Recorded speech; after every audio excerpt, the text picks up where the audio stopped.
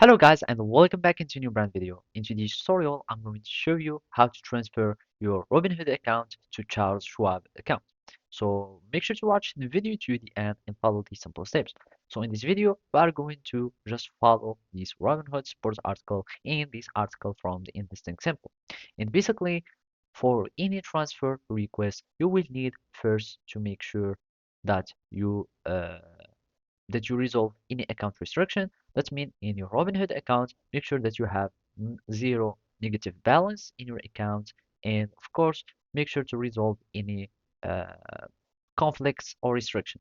And after that, you will be needing to initiate the transfer through an ACETS.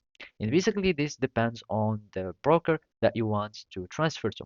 So here in our case, you will be transferring to Charles Schwab.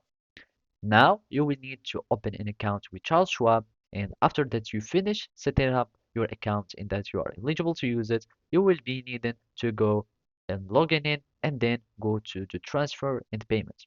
So basically, now that you log in to your Charles Schwab account, you will find the accounts tab or accounts choice in the menu. And basically, you go to transfer account and then go to the transfer and payment section. After that, you will start entering your account information. And basically, your information, you will find them here in Robinhood.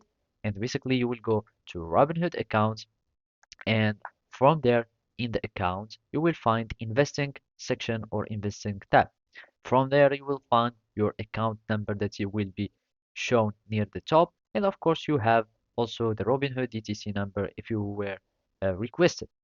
Now, after that, you have your transfer that has been requested and started, you will need just to wait and decide what you want to transfer, either all the cash and all the securities, etc. You authorize the transfer, and basically that's it. Thank you for watching and see you next time.